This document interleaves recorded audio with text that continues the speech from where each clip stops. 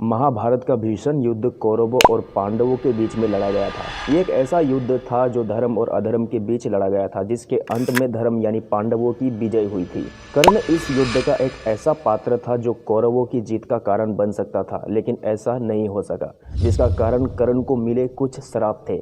कर्ण को पहला श्राप उनके गुरु भगवान परशुराम द्वारा मिला था। परशुराम कर्ण के गुरु थे। एक दिन परशुराम के साथ कर्ण वन में घूम रहे थे। जब परशुराम थक गए तो कर्ण ने कहा कि गुरुजी, आप मेरी गोद में सिर रखकर आराम कर लीजिए। जब परशुराम आराम कर रहे होते हैं तो वहाँ एक बिच्छू आ जाता है और वो कर्ण की जांघ पर डंक मारने लगता है, लेकिन फिर भी कर्ण बिल्कुल नहीं हिलता, क्योंकि उसे लगता है कि मेरे हिलने से मेरे गुरु की नींद टूट सकती है। लेकिन जब कर्ण की जांघ लहूलुहान हो जाती है तब परशुराम नींद से जग जाते हैं। तब परशुराम को समझ आता है कि कर्ण ब्राह्मण नहीं हो सकता, क्योंकि एक ब्राह्मण में इतनी सहनशीलता नहीं होती। सच पूछने पर परशुराम को पता चलता है कि कर्ण ने झूठ बोलकर मुझसे विद्या ग्रहण की है।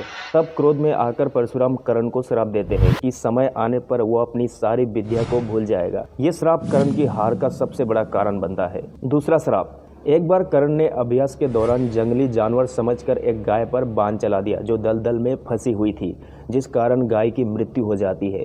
जिस ब्राह्मण की वो गाय थी, क्रोध में आकर वो कर्ण को श्राप देता है कि जिस तरह तुमने एक असहाय गाय की हत्या की है, ठीक उसी तरह ही एक दिन तुम्हारी भी मृत्यु हो जाएगी। और यही श्राप भूमि में कर्ण की मृत्यु का कारण बनता है। ये थे 2 श्राप, लेकिन इसके अतिरिक्त एक और श्राप है जो कर्ण को दिया गया, ऐसा लोग कहते हैं। जी हाँ दोस्तों, एक अन्य कथा के अनुसार एक बार एक छोटी कन्या रास्ते में रो रही थी। जब कर्ण ने उससे कारण पूछा तो उसने बताया कि उसका रासा दूध जमीन पर गिर गया, अब घर जाने पर उसे डांट पड़ेगी। इसे देखकर कर्ण को दया आ गई। उसने जमीन से वो सारा दूध निचोड़कर उस लड़की को दे दिया। इस पर पृथ्वी माँ को पीड़ा हुई और उन्होंने कर्ण को श्राप दिया कि तेरे अंत समय में मैं तेरा साथ छोड़ दूंगी, जिस कारण युद्ध के अंत समय में कर्ण के रथ का पहिया जमीन में धंस जाता है और यही उसकी मृत्यु का कारण भी बनता है। दोस्तों, यदि अभी मेरे तरह कर्ण की फैन है तो वीडियो को लाइक जरूर कीजिएगा।